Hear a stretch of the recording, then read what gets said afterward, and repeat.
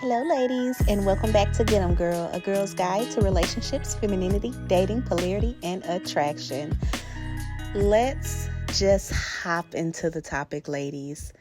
I need for you to stop acting out of desperation with men, okay? And here's the thing, the funny thing is, we know the obvious signs of acting out of desperation, chasing a man down. We know the obvious things, but there's so many things that women do that they don't even realize is desperation. But what it really is the energy of that anxiety of losing a person, that anxiety of not having the person that you really want. All of that balled up inside of you is causing you to do these little things that you don't even realize are truly you acting out of desperation. So you're going out of your way to do things for a man who's not showing you any real true interest like he should. You're texting and you're calling and why didn't you check and make sure I got all of these different things. They're small, but they are little ways that you act out of desperation. And the funny thing about us as humans is even those nuanced things, we can read them, which means when you're acting out of desperation, even if it's not this big grand gesture, men can read that. They can feel that. And if you've ever been just pursued by a person to the point to where they're coming on stronger than what you really want them to, it's borderline draining to a person. And people run, not just men, people. If you've ever been pursued to that extent, you understand that there is an impulse. There is something in us that when someone is coming on super strong, we just naturally feel the need to go the other direction, to pull away, to stop answering so many calls, to stop answering so many texts. Okay, we all do that, not just men, but all of us. And I don't think we realize those ways a lot of times that we're acting out of desperation. So there's two things I'm going to tell you to do. Number one, I'm going to need you to check what space you're approaching whoever you're talking to from. Are you approaching them, speaking to them, texting them out of an anxious attachment style, meaning you're so desperate to hear from them that you're going to keep texting and keep calling, or you're texting because you haven't heard from them and you hope they still like you, hitting them up because you don't want them to forget about you and get too caught up in their day to where they're not thinking about you. You have to evaluate where you're coming from in your engagements with this person. I want you to really sit down and evaluate that. When you message whoever this is, what is your reasoning behind it? That's what I want you to evaluate. And if it's anything like, well, I want him to remember me. I want him to think about me. I want him to want me just as much as I want him. I don't want him to get so sidetracked that I don't hear from him because it's going to like if you're getting so caught up in his feelings and wondering if they're reciprocated towards you, you're already acting out of desperation. I'm sorry to tell you. So I need you to really evaluate the energy that you're approaching your interactions from. Be real with yourself. Be true and honest with yourself. Just ask, okay, so why am I sending this another message? Especially if you've texted him or called him already. Say, why am I sending this message again? Realistically, it's because you probably already have reached out. He hasn't said anything. You're starting to get nervous. You're wondering if he really likes you. You're wondering what he's doing. You're wondering if you're on his mind. Has he even thought about you? Have you made an impact? Have you made a good impression? Does he want you? You're wondering all of these things, and you don't even realize that you're acting out of desperation. And it's subtle. Check your energy, number one. Number two, I need you to reframe the way you think about dating. And this one is a bigger one.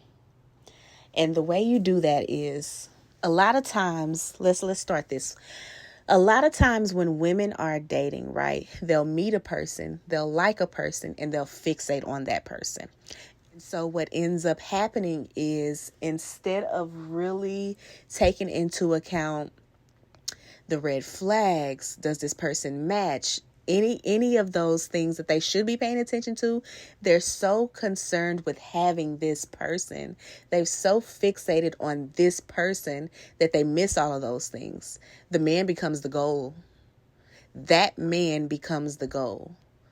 It does not matter what he's coming with. It does not matter if he's actually benefiting you in the way that you said you wanted to be benefited in a relationship. You have made the man the goal. And so what I'm going to tell you is this is within dating. This is not within your whole lifestyle. Within dating, I need you to make the relationship the goal. And what I mean by that is I want you to evaluate the kind of relationship you want. Apart from anybody else, you yourself, what kind of relationship do you want? Do you want a super affectionate relationship, physical touch? Do you want someone who is very much into acts of service, someone who's constantly doing for you when you don't have to ask? Do you want someone who's constantly reassuring you? Do you evaluate what you want? Okay? Make a list. Check it twice. Evaluate what it is that you want out of a relationship, right? In dating, within your love life, that's the goal. And so what I mean by that is, since this kind of relationship is the goal, you fixate your focus on that. And whatever man comes, he has to be able to provide that, or you're not worried about him. Don't make him the goal. Don't change what you want out of a relationship for people because you fixate on them. Fixate on the fact that you want these things out of a relationship, and whoever provides these things is the man who wins. Let the best man win. Whoever can provide and make you feel the way you want to feel in a relationship, that's who wins. Okay? So don't fixate on a person and just say, I want him. No, decide the relationship you want and say, I want that. And whoever can provide that, that's who wins in the end. That's how you get yourself out of the mentality of getting stuck on a person and then you fixate on them. You want them, and you chase after them because you're fixated on the man. No, decide what kind of relationship you want and let the man who gives you that relationship, he wins. Okay, ladies? Don't put your focus on him. Put your focus in dating. I'm going to keep saying that. I don't want you to think that you need to be walking around just fixated on relationships all the time. But what I'm saying is when it comes to your love life, you need to decide the relationship you want and let the man who gives you that be your man. Not the one you think is just the finest or the cutest. Not the one that you just are fixated on, but he's not doing any of the things that you actually said you wanted. No, the one who gives you exactly what you said you wanted in a relationship. The one who makes you feel safe. The one who makes you feel protected and provided for in a relationship. That's the man who you allow to win.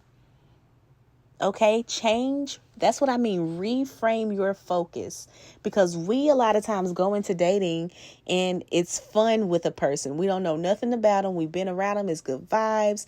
Months start going by and we want that person. I don't care if it's this way and that way. And if he doesn't do this, I want him. You've already messed up.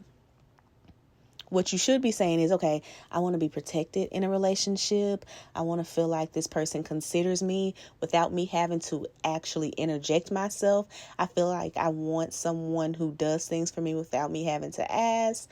I do want someone who really is good with physical touch, great with communication. I want someone who does these things, right? And then the person who does that wins. A big tip with this: do not go into these dates telling these men what it is that you want in a relationship from the start. Because as we know, people send what first? They send their representative first. And guess what? We are chameleons when it comes to new relationships. Okay? Not just men. We all are. Men are just experts at it. Okay? But at the beginning, if you give the man the blueprint, a lot of times they don't even realize it, but they start to acquiesce to what it is that you say you want, because they want to get closer to you at that point. It's new. There's not much attachment. They can draw closer to you because you're not so on them. You're still at that point where they feel like they have their freedom. And so to them, if you're telling them you want something, they want to do it. So they start to kind of fall in line with all of the things that you said you wanted. Even though it's not them, they're willing to do it because right now it's new, it's fresh. And so they start to do all of these things. And then guess what happens? Time progresses. Months go by. And you start to see those things fall off because it always reveals itself. The true person is always going to reveal themselves.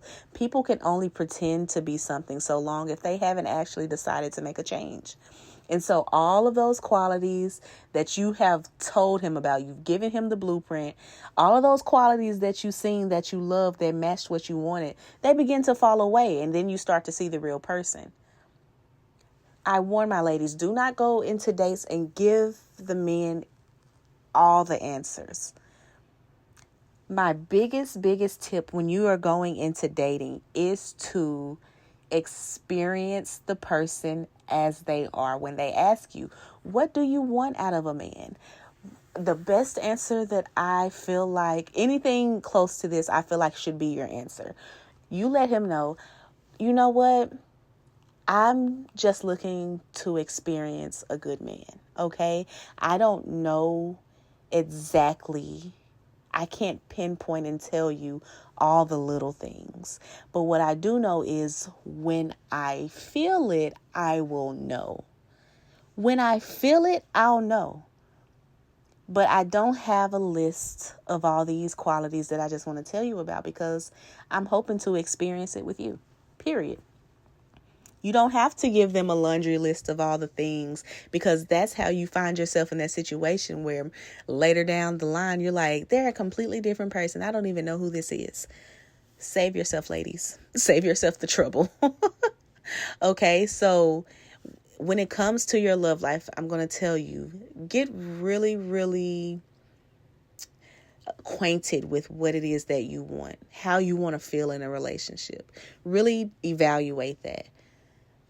Do you want a lovey-dovey relationship with a person who really enjoys physical touch and y'all are all over each other and it's just a very intimate kind of thing? Do you want a relationship where it may not be that, but it's more so the things he does for you, the way he cares for you, the way he communicates? Like, evaluate what it is that is going to make you happy. You need to know what your love language is.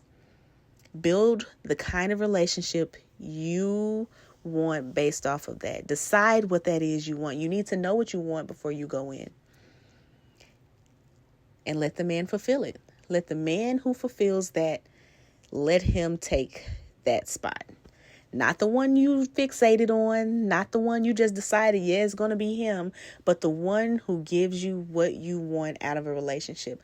The one who makes you feel the way you want to feel in a relationship. The one who does the things that make you say, you know what? This is exactly what I wrote down so many months ago when I said I wanted a relationship. He actually fulfills it. And I did not have to give him the blueprint.